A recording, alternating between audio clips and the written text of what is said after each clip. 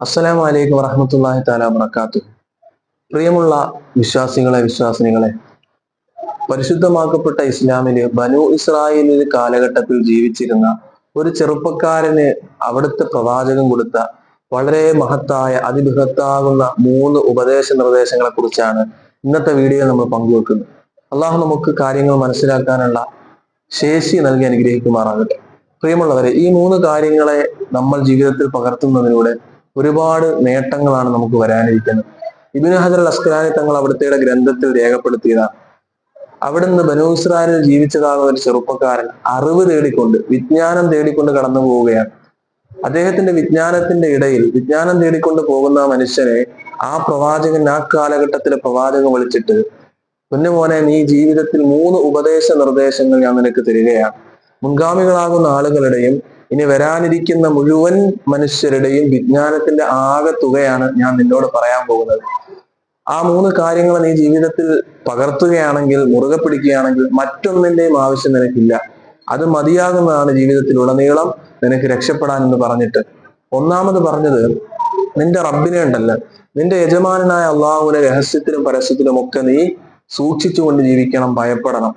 പ്രത്യേകിച്ച് പരിശുദ്ധമാക്കപ്പെട്ട റമദാനിലെ നോമ്പ് നമ്മൾ എടുത്തുകൊണ്ടിരിക്കുമ്പോൾ ആ റബ്ബിനെ സൂക്ഷിച്ചുകൊണ്ട് രഹസ്യത്തിലും പരസ്യത്തിലും അള്ളാഹുവിനെ ഭയന്നുകൊണ്ടാണ് നോമ്പെടുക്കുന്നതെങ്കിൽ ആ നോമ്പിന് ഇരട്ടി മധുരമാണ്, നോമ്പിന് പരിപൂർണമാകുന്ന പ്രതിഫലം നമുക്ക് ലഭിക്കും.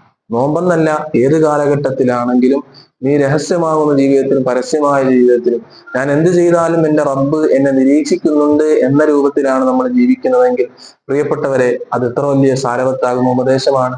രണ്ടാമതായി കൊടുത്ത ഉപദേശം എന്ന് പറയുന്നത്, അംസിക് ലിസാനക അനിൽ ഖൽഖി ലാ തദ്കുറുഹു ഇല്ലൽ ഖൈർ. നിന്റെ നാവിനെ മറ്റുള്ള ജനങ്ങളെ തൊട്ട് നീ സൂക്ഷിക്കണം, നീ പിടിച്ചു വെക്കണം. ലാ തദ്കുറുഹു ഇല്ലൽ ഖൈർ, ഖൈറല്ലാതെ ഒന്നും പറയാൻ പാടില്ല. നന്മകൾ മാത്രമേ മറ്റൊരാളെ കുറിച്ച് പറയാൻ പാടില്ല.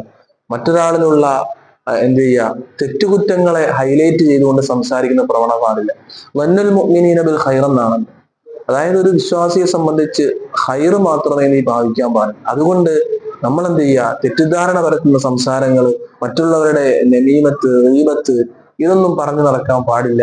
നല്ല രൂപത്തിൽ മറ്റുള്ളവരെ തൊട്ട് നിന്റെ നാവിനെ നീ സൂക്ഷിച്ചുകൊണ്ട് ജീവിച്ചു കഴിഞ്ഞാൽ അത് നിന്റെ ജീവിതത്തിൽ ഉപകാരപ്പെടുമെന്നാണ് രണ്ടാമത് പറഞ്ഞത്.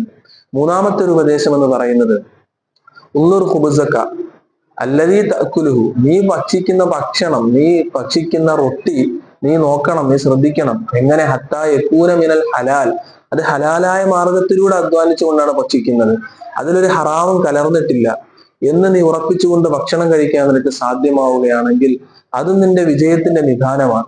ഈ 3 കാര്യങ്ങളെ നീ ജീവിതത്തിൽ മുറുകെ പിടിക്കണേ എന്ന് ആ ബനൂ ഇസ്രായേലാകുന്ന ചെറുപ്പക്കാരനോട് അറിവ് പഠിക്കാൻ പോകുന്നതിന്റെ മുന്നോടിയായിട്ട് ഈ മഹാനായ ഈ പ്രവാചകൻ പറഞ്ഞു കൊടുത്ത് ചരിത്രത്തിൽ നമുക്ക് വായിക്കാനുണ്ട്.